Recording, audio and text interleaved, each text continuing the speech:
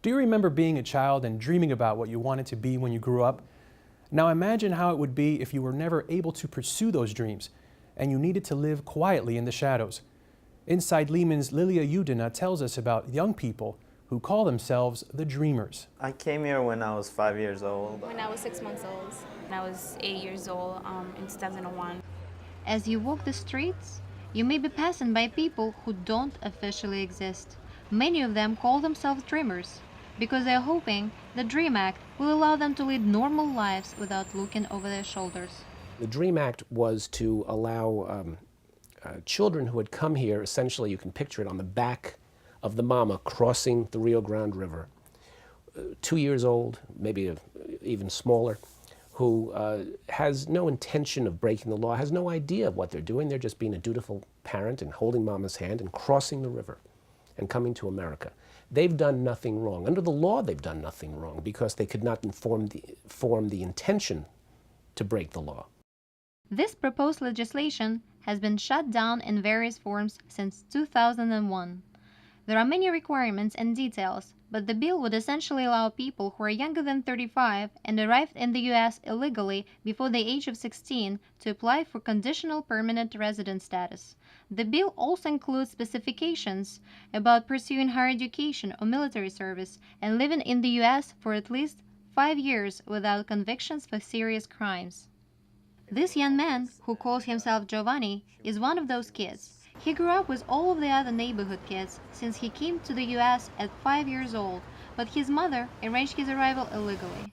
When Giovanni was 16 years old, his mother was taken away by immigration agents and deported back to Ecuador. Suddenly, Giovanni was all alone. I had to work, I had to go to school, and my way of keeping calm in that situation was to run, and I joined the track and cross country team.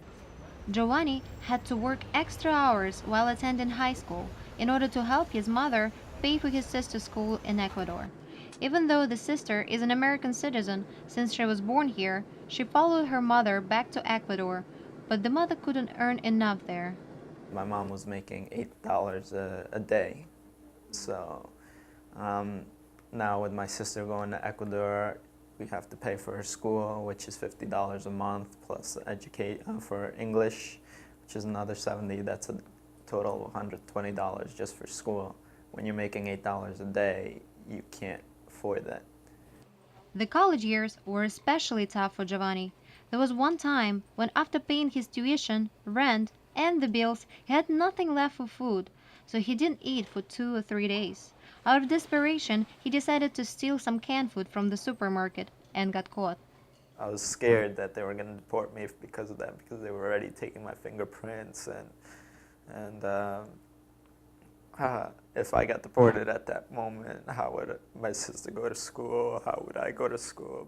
But luckily the judge, he let me off. He cleared the charges, and I managed to stay here, basically. Giovanni is just one example of thousands of broken dreams. At Lehman College, some dreamers came together several years ago and created a club to help each other out through all these hardships and to create an awareness within the community. It was one of the most empowering things that we were able to witness, because as a club, that was one of our main goals, to empower young people to not be afraid of their status or be ashamed of who they were, and to see so many young people coming out and no longer being afraid or feeling ashamed of who they were. For some people, this club is a way to throw off the chains of stereotypes and finally feel like a normal person. For me, it's more like liberating myself. Before, the normative thing is that you're told to be quiet, you're told to not talk about your status, you're told to not tell people, you always live in fear. You're living in the shadows. An important development came in 2012 when President Barack Obama announced the beginning of deferred action for childhood arrivals. This law allows some dreamers who meet a strict list of conditions to remain in the country and be able to work legally for 2 years. But is that enough? They'll tell you offhandedly, those who really don't know, oh, go home and get online. And the problem is, there is no line to get on. I consider myself American. I've been here for so long. I know the American culture. I embraced it. I know the English language.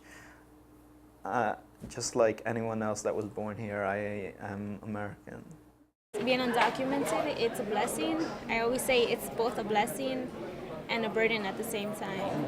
A blessing because it brings you out. It's a burden because you're limited in so many things, and sometimes you cannot even move. You cannot even budge.